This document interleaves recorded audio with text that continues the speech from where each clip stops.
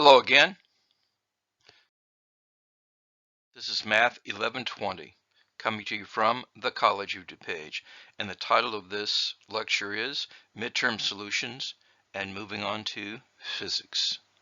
As always, please be an attentive learner as you watch this video.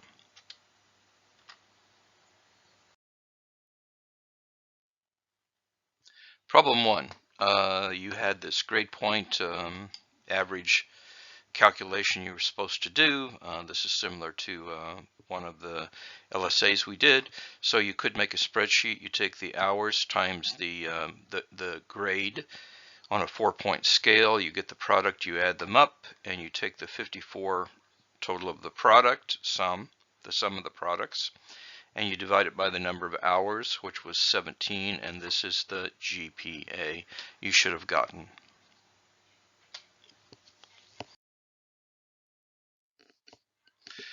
Problem number 2, it says consider the following discrete probability distribution. So this was the chapter on discrete probability distribution calculations, and you would calculate the mean and the standard deviation. So you make the table. The mean is going to be the sum of x times p of x. So you multiply across, add down, and you get 2.17 for the mean. And then for the standard deviation, you have to square the values of x and multiply them by p of x, and you get these values, and you add them up and you get this. Now we take this number minus this number squared. That's the formula that we had, and then you take the square root of that. And so the answer for the standard deviation should have been this 0.87 and change.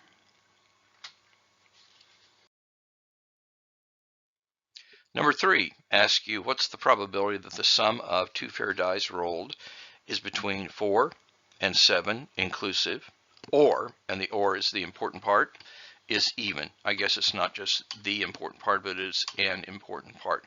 Well, this is the sample space that we created, and so this, I'm going to call it a peach number, is how many of the 36 possible outcomes fall between 4 and 7 inclusive.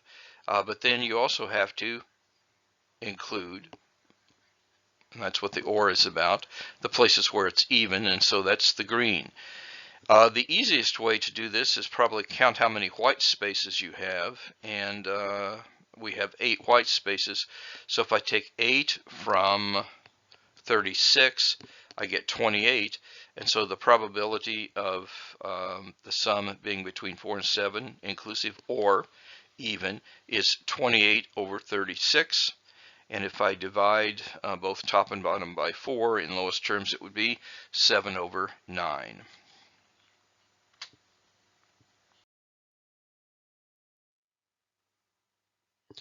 Problem 4 is a contingency table, and the data is from the Titanic disaster, so people survived or died based on these categories. So the first thing you're going to do is add up the rows and columns, and that's what I did down here in the green, and we use this to help us answer the questions.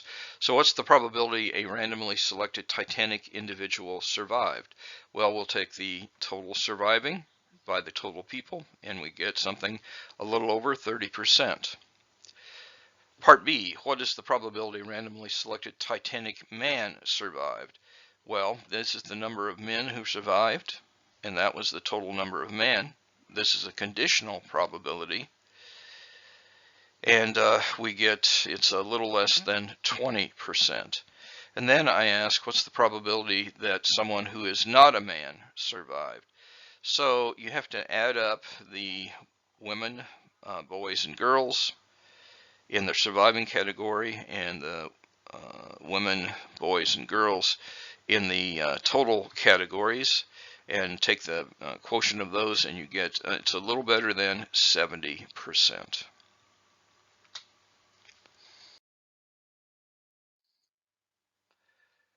Number 5 was a Bayes' theorem problem, and the data was up here.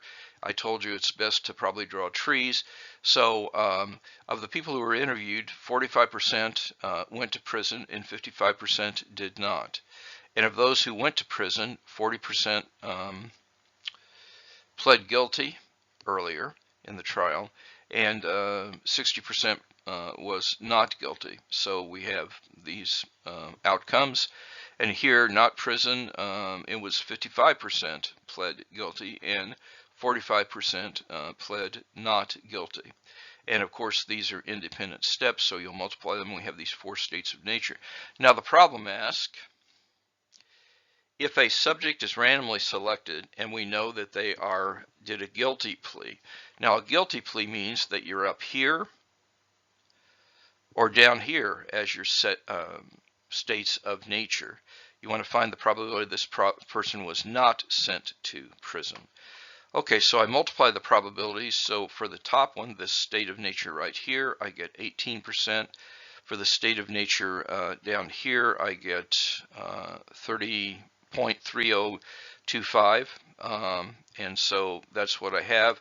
I add those together, and this is my denominator.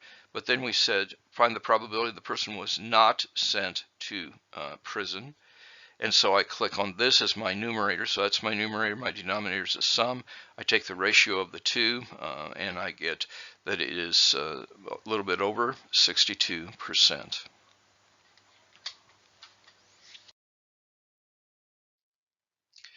All right, here's a problem about calculating normal probability distributions.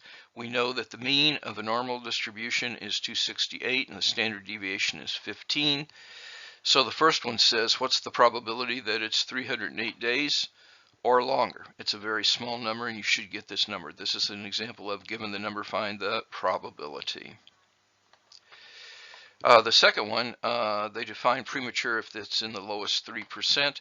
So we have to say the area is 3%. What's the number? And this number here is the one that you should have come up with.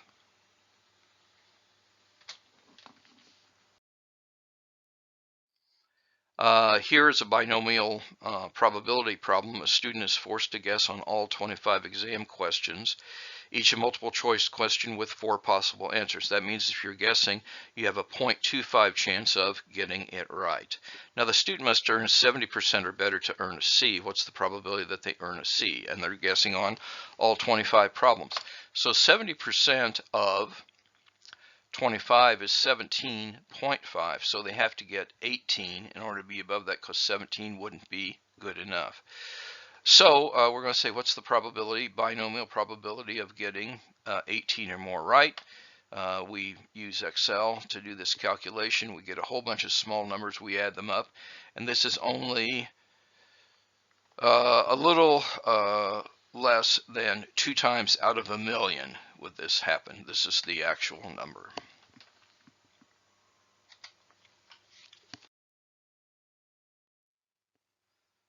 Okay, this was a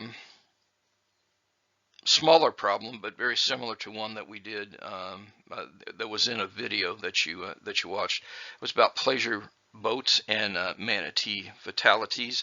And I asked, what's the correlation between the variables? You add them in, and you use Excel to calculate the correlation coefficient, and you get the correlation coefficient is 0.341 and change. So that's the answer to part A.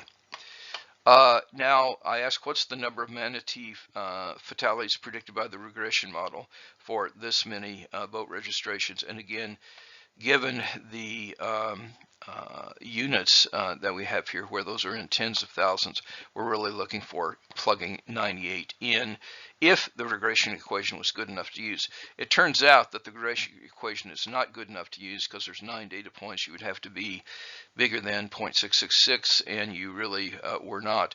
I gave you credit if you didn't check on that because I didn't ask you to check on that, but that's what you would do, and the regression equation wouldn't be good enough to use, but I let you do that anyway. So you would find the slope of these data points using Excel and the intercept, and then you would plug 98 in. If you plug 98 in, multiply by the slope, you get this number, and if I add the intercept to that number, you get this. So I counted either this number right for B, or if you did explain that it wasn't good enough to use, I also counted that right.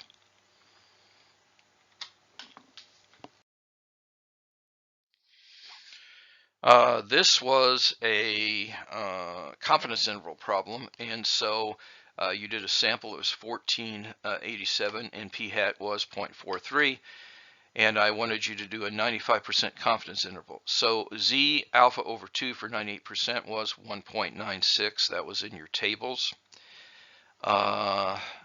Let's see, p hat was 0.43. That means 1 minus p hat is 0.57, and n was 1487. So you have a formula for this, and you just plug it in for the left endpoint and the right endpoint. So this is the answer for part A, and this is the answer for part B.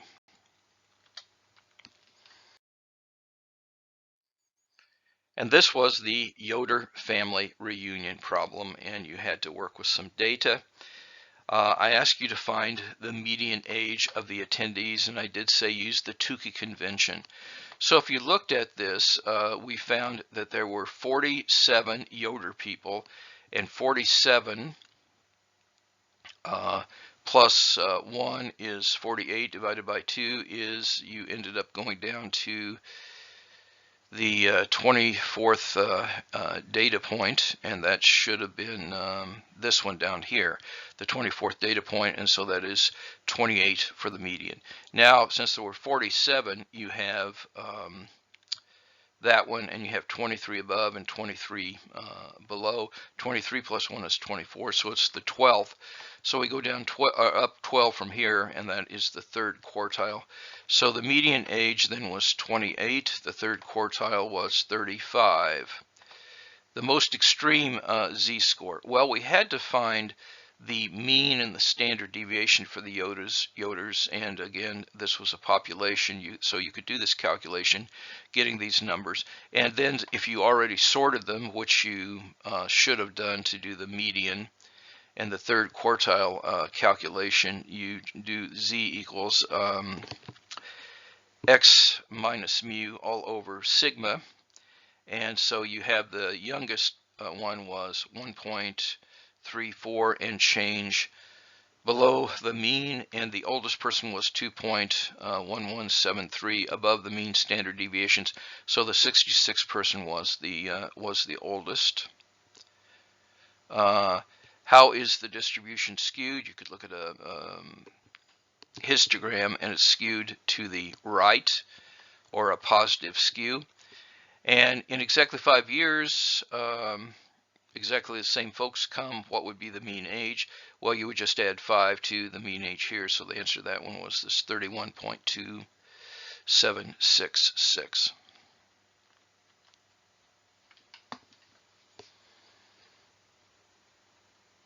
But now,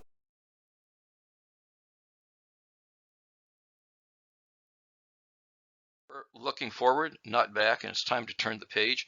We're now going to be studying physics, and statistics is in the rearview mirror, except for me finishing grading the work.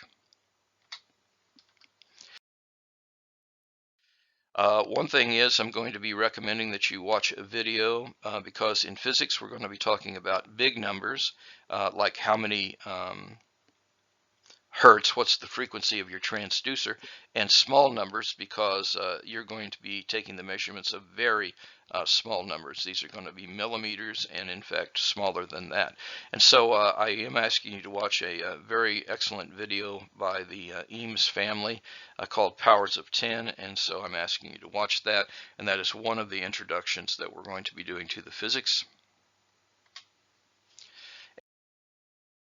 We have another LSA. This is going to be due Wednesday, the 24th, near midnight, and you have something here that is called a washer. It is a three-dimensional object, and you have measurements there. And it's made of brass. Brass is an alloy of copper and zinc in proportions which can be varied to achieve different mechanical and electrical properties. And so this is the density. This is in grams per cubic centimeter. That means density is equal to mass over volume. So that is the density of brass in these units, of this washer in units.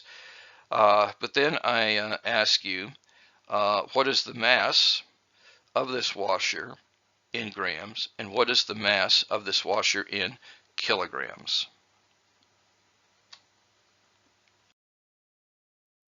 In closing, now more than ever, time is precious. Each day must count. Do the math. It will make you strong. And now more than ever, take care of yourself and of each other. May God bless you all.